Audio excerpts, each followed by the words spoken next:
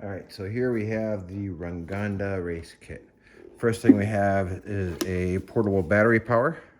To turn it on, you simply press the power button until it lights up. And then we're going to be running on AC, so you press this AC button. And then from here, flip this up here, and you plug your outlet right into there. All right, this will last plenty of time, no problem. This is the race kit itself. I put these bungees on it to keep everything nice and neat.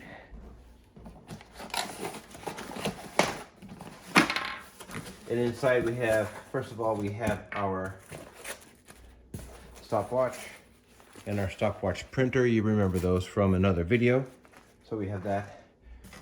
We have a power cord. I'll show you how to plug this in a second. But the other end of it right here, you'll plug this into the power outlet that I just showed you. All right. There's also a remote, pretty easy to use when you want to do clock or stopwatch or whatever.